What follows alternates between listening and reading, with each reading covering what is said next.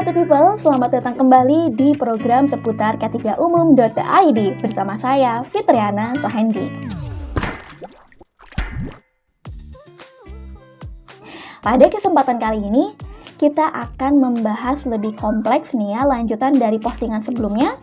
Postingan sebelumnya mengenai perbedaan antara bahaya dan risiko. Nah, sekarang kita akan membahas mengenai 3 hal yang berkaitan dengan yang kemarin ya, yaitu adalah perbedaan antara insiden, accident, dan near miss.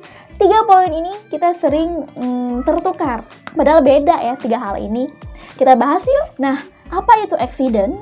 Accident itu kalau dalam bahasa Indonesia adalah kecelakaan kerja. Jadi, suatu kejadian yang tidak diinginkan yang dapat menimbulkan kerugian, baik itu kerugian secara material dan non-material. Misalnya seperti kematian, cedera, rusaknya properti, hilangnya jam kerja, dan lain-lain. Nah, kita lihat, itu accident. Kalau insiden itu apa? Insiden itu adalah insiden ataupun kejadian. Kejadian, suatu kejadian yang tidak diinginkan, yang tidak disertai dengan kerugian. Kalau accident itu ada kerugiannya, kalau insiden itu tidak ada kerugian. Misalnya, terpleset.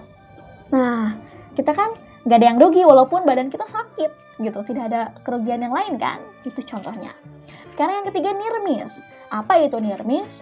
Near miss itu adalah apa ya? Suatu kejadian hampir celaka gitu. Nah, near miss. Apa itu near miss? Near miss adalah suatu kejadian yang tidak biasa yang terjadi di lingkungan sekitar kita bekerja, di mana kejadian tersebut mungkin dapat berakibat membahayakan orang ataupun properti jika keadaannya sedikit berbeda. Nah, bisa diambil kesimpulan kalau misalnya accident itu kecelakaan kerja yang dapat merugikan.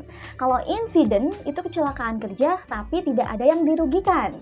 Kalau itu near miss itu kejadian yang tidak biasa di area kerja yang dapat menimbulkan suatu kecelakaan jika kondisinya sedikit berbeda. Contohnya apa? Misalnya kalau accident contohnya terpotong, tersayat, itu udah pasti ya kecelakaan kerja karena itu menimbulkan kerugian terhadap pekerja gitu ya. Nah, kalau insiden yang tadi terpeleset. Nah, itu terpeleset. Nah, kalau terpeleset terus kita di bawahnya itu misalnya ada paku ataupun ada hal-hal benda tajam, tapi kita tertolong oleh seseorang misalnya langsung memegang kita dari belakang serut gitu ya. Nah, itu near miss. Kalau misalnya near miss kejadiannya itu berbeda aja ya, kondisinya sedikit, pekerja itu tidak membantu, pekerja yang hampir mau terpeleset itu mungkin pekerja itu akan tertusuk ataupun mengenai benda tajam yang ada di bawah. Seperti itu. Gimana? Cukup simpel nggak sih contohnya? Kalau misalnya untuk dalam kehidupan sehari-hari nih ya, kehidupan sehari-hari misalnya kecelakaan kerja di lingkungan rumah ya, misalnya pada saat kita masak, potong-potong bahan nih, potong-potong daging misalnya tiba-tiba jari kita kena pisau.